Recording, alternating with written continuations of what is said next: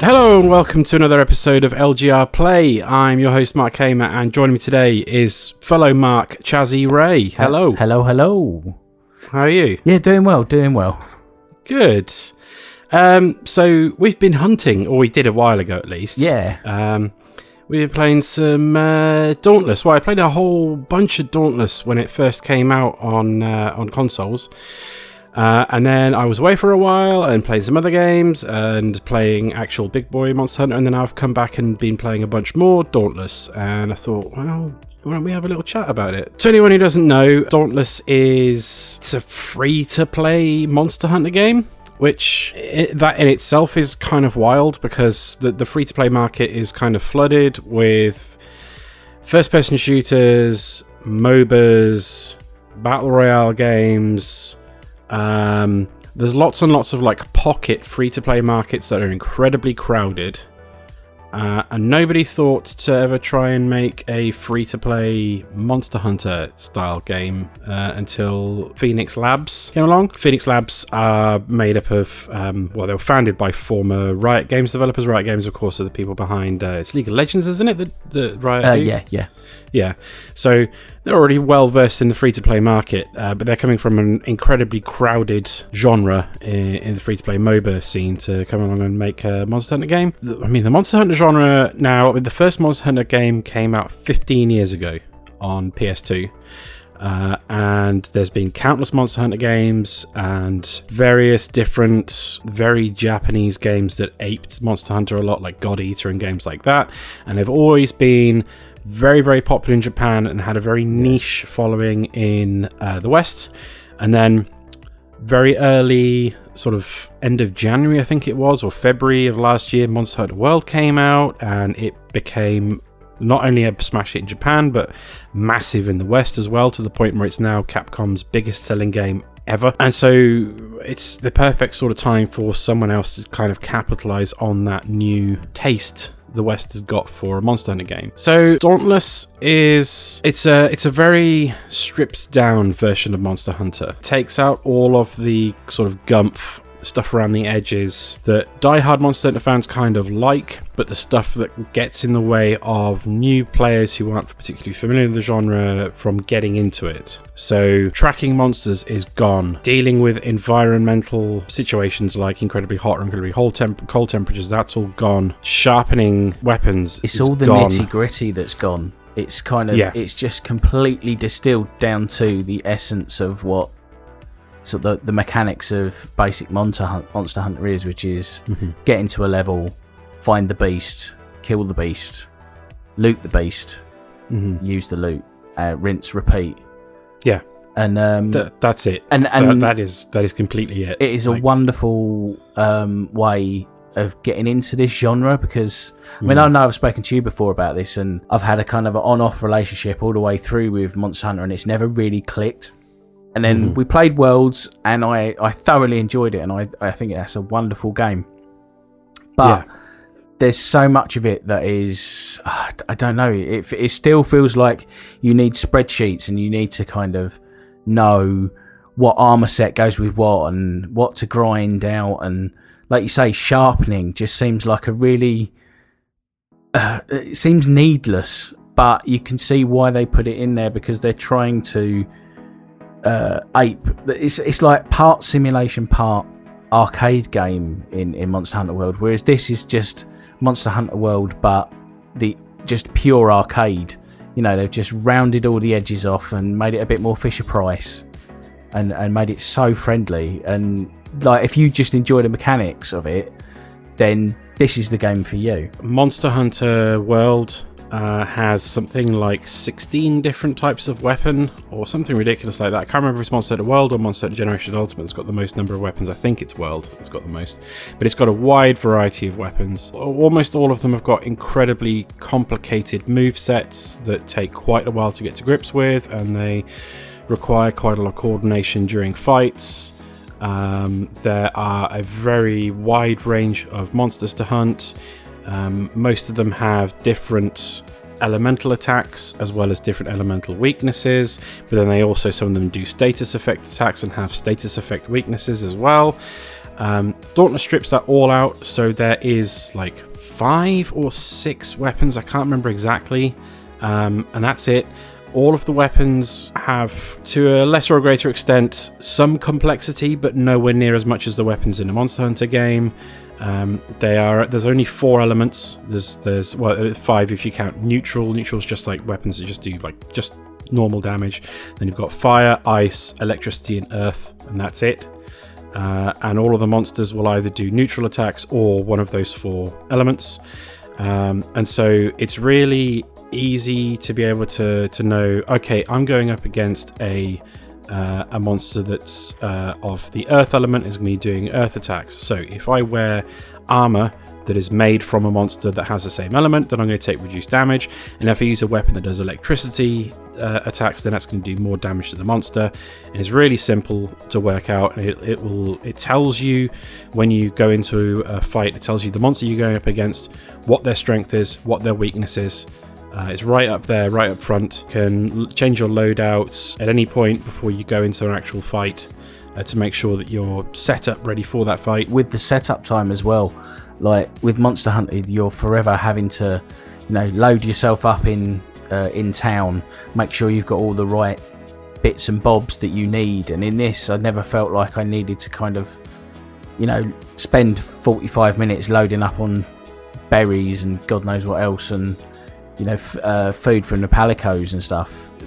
I just could jump in, I've got my kit, and away we go. I can see some people thinking, oh well, where's the depth in this? It's all really streamlined and really straightforward, but there is still a level of complexity in there. So it depending on the sort of weapon you pick, if you pick like the longsword, then it's got a very simple move set, all the way up to the sort of like I can't remember what it's called, it's like a lance thing, which has got like an not incredibly, but like quite a complicated move set, and has also got like a projectile attack that you can use if timed correctly to interrupt enemies' attacks and do stun damage and knock them out. There is some complexity that it's not completely arcade, but it's nowhere near as complex as Monster Hunter, and that is both a good thing, and hardcore Monster Hunter fans will be turned off, I think, by some of the simplicity of it. Like there's 3 biomes, there's not that many monsters. The fact that there's like no tracking or anything, like you load into one of the biomes, they're quite small, it doesn't take long for you to find a monster. Yeah, I mean, we weren't hunting around waiting, with the fireflies, trying to hunt a monster and, going from section to section to section, and then like you do in Monster Hunter, it's not laborious, and it can be fun in its own way, but you just sort of jump into a map and just spread out. One of you finds the monster, fires a flare, you see the flare go up, and then you just pile in and get to hitting, get to attacking, really. Well, I think it's just sometimes you just don't have the time. No, exactly. Like the time limit on hunts in Monster Hunter is usually like 50 minutes, apart from certain fights where if you're doing an investigation in Monster Hunter World, you may be given like a 15-minute limit or something like that. All of the hunts that I've done in Dauntless so far, and I've hunted up to a reasonably high tier of monster, to the point where the fights are quite tough, none of them has lasted more than about 15 minutes, which is really short for that sort of game, which means that you can just like jump in, like it's a quick game to load up, it's always online, unlike a Monster Hunter game. You can go and hunt alone, it's not recommended. If you just jump into a hunt normally, it will matchmake you with other people. That's really swift.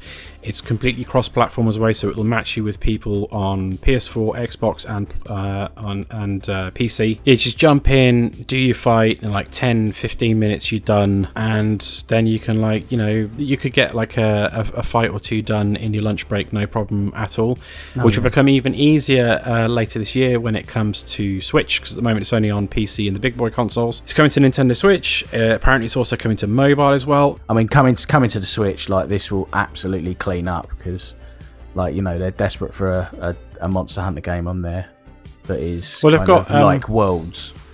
Yeah, because they've got Monster Hunter. The only Monster Hunter game on the Switch at the moment is Generations Ultimate, which is great. I've been playing a lot of it recently, but it is a port of a 3DS game. It's a throwback, isn't it? And it looks like a port of a 3DS game as well. The sort of thing, the art style of this game is kind of, I've heard some people describe it as looking like Fortnite. Even more so once they know that it's published by Epic. I wouldn't agree with that. I read that the developers they were aiming for an art style that was more like some of the Disney films like Tangled, and I can see that. Like it's got a slightly cartoony look. It's not as, it's stylized but not as cell shady and yeah. Yeah, absolutely. Yeah. There's no cell shading, but it's very stylized. I like the art style. It lends itself quite nicely to the weapons and the armor that you craft out of the monsters. They make them, I like they do in Monster Hunter as well, make them look like the monster that you've crafted them from. And some of them have got really cool design. Some of the monsters do look a bit silly early on. Like one of the early monsters is just a big beaver. But some of the monsters, once you got the tiers, look really good. And there's some of them are really, really tough. There's one earth element monster, I can't remember the name of it. It's like a big flying insect thing, and it's very fast and does some devastating attacks, and every now and then it just cloaks. And so you can see like a faint shimmer in the air, and you can try and jump in and attack if you want, but whenever I've been in there and it does that, it's just a case of just getting out of its way when you see the shimmer and hope that you don't get hit. So that's the thing, is it takes the best bits of the actual combat from Monster Hunter with these kind of very involved battles where you're having to read the enemy and really work out their patterns and stuff. So it's not completely just, go in there and attack it like a beat 'em up. There is a little bit of strategy, but again, you're not having to wade through sort of menus and, like you say, so you're not setting up traps and jumping off of certain bits of the environment to get more damage. You're not having to juggle with like, oh no, I need to eat a well done steak because my stamina is low, and I need to sharpen my weapon because it's a bit blunt. I need to lay a trap here, or I need to take some antidotes because I've been poisoned. The thing is with all that stuff in Monster Hunter, some of it almost takes me out of the fight a little bit. I feel like I'm doing a lot of busy work where in Dauntless, like, because that busy work's taken away, I'm able to concentrate more because I'm not trying to balance 4 or 5 different bars all at once or whatever. Yeah, absolutely. Yeah, and you can basically just concentrate because you're not juggling that stuff. You can concentrate on learning how to use the weapon that you've picked and learning the monster's move sets, because they will all have a certain number of moves and they all telegraph the attack that they're going to do next, so you can learn when to attack, when to dodge, when to, if you're using the correct weapon type, do an interrupt attack if you know how to do it. So you can actually spend time mastering the fundamentals of the game. And that's the reason why I think Dauntless is, for anyone who's ever been interested in a Monster Hunter game and has just not been able to get into it, even people who bounced off Monster Hunter World, and I know there are a good few people who tried that, and that's the most accessible game in the Monster Hunter series, but people still bounced off that because for as many quality of life changes as they made in that game, it is still kind of opaque in some ways. I still needed you to drag me through that game and tell me where to go and where to stand and what to pick. In Dauntless, there's none of that, and that's not to its detriment. That's actually a positive, because it's the game is thoughtful, and that's what I like about it. It has thought, right, let's take what are the unnecessary bits of gristle, and let's just get rid of those and get straight to the pure meat of the game. And like you say, it's a perfect game if you want to come into this genre and give it a go. This is the game to start with. You'll learn like you say, the fundamentals, the basics, the kind of everything you need to know about this genre. And then once you've gone up a few levels and you're fighting the big monsters and you feel like, oh, maybe I want a bit more out of this, that's when you should switch to Monster Hunter World and kind of really, really get into the nitty gritty of it all, because you'll get so much more out of it. And I think this is the best tutorial that Monster Hunter World ever had, I think. I think that Dauntless, for people who do play a lot of Monster Hunter games, I think this game could sit alongside it very well. Like you say, playing this in your lunch break at work is fantastic. So that's the perfect lunch, like you were saying earlier about the perfect lunch break game. Yeah, so like if I wanted to load up Monster Hunter Generation Ultimate, go and hunt a Nagakuga in my lunch break. So I've got to prepare for it, pick the right armor and weapons, pick the right meal, track the monster down, go through quite a long and difficult fight because it's a difficult monster to fight, and then my lunch break will be over before I've even finished it. If I was to load up Dauntless, I could get 2 or 3 fights in and still have time to go make a cup of coffee. That's invaluable. Yeah, especially for lapsed gamers, it's who don't have the time to commit to a full-on Monster Hunter game. This is perfect because it's just like you jump in, the fights are they start off easy, like they're fairly easy. There's not too much of a difficulty spike. It does ramp up fairly early on, but you're always, as long as you matchmake, you're always going to be playing with other people. You're always going to have backup. You will get better with every fight.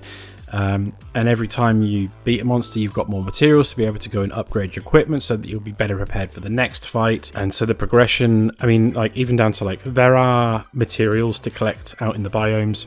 You collect those and you use those along with the monster parts to upgrade your weapons. So it's just everything's just so streamlined and so straightforward, and it just makes everything so smooth and so easy. And it's just. I've not got to the stage, obviously, that you have, like, and got so far into it, but. What is the kind of dreaded M-word microtransactions like in this game? Are there any, or...? Oh, yes. Yeah. So it has a battle pass system like you get in most free-to-play battle royale games and a few other genres, like MOBAs, I guess, also have battle pass as well. Like where like Legends, you have like 2 tiers. You tend to have 2 tiers in these games, like a free tier and then a paid for tier, and as you level up you get some bits and pieces. What you earn is like a little drip of the premium currency that you could then use to buy cosmetics, or you earn some cosmetics. That's it. That's all there is in the microtransaction stuff. Because of the nature of the game it is, they couldn't put in a system where you can just straight up buy weapons or armor or anything like that. I did briefly consider buying the battle pass because if I'm enjoying a game, I like to chip a little bit of money towards the developer. I haven't done that yet, but I may still do that. Maybe in the next season if I stick with the game, which I think I will do because I am enjoying it. Then I might buy the paid for battle pass. But yeah, the microtransaction stuff is like, especially for an Epic game, it's not in your face, and it doesn't feel predatory either, like Fortnite does. Like I was saying, it's a great entry point to the Monster Hunter genre, but it's also a game that can sit alongside the full-blooded Monster Hunter games, I think. I'm looking forward to seeing what the developers do in the future, introducing new monsters, maybe introducing some more biomes. They've talked about maybe introducing some more weapon types as well, because like the 6 that are in there, there's enough depth to get your teeth stuck into, but after a while you might like wish for something different with a little bit more variety. So the game is an ongoing, developing thing, like most free-to-play games are. Games as a service. Exactly, yeah. That's it. And yeah, like you say, hopefully it will gain that traction, and like you say, you'll get these, it'll just start beefing up, and if that's the case, this could actually become a bit of a juggernaut, I think. Yeah, Dauntless, it's really good. That's fantastic. Thanks for joining me, Chazzee. Oh, thank you for inviting me. No problem. Where can people find you on the internet? They can find me on Twitter at ch4zzee, and that's about it at the moment. And you can find me at Basement Shacks on Twitter. And you can listen to the Lapsed Gamer Radio podcasts on iTunes and Spotify and Podbean and wherever else you may choose to listen to podcasts. You can find our website at lapsgamer.com. You can drop us an email to lapsgamerradio@gmail.com. I think that's it. That's it. That's all of our stuff, right? Yeah. Sounds about right. Well, thanks for watching. As always, if you liked the video, then give it a like and consider subscribing. And if you got any thoughts on Dauntless or the Monster Hunter genre as a whole, then drop us a comment below or send us a tweet or an email. And we'll catch you on the next episode of LGR Play. Goodbye. Bye.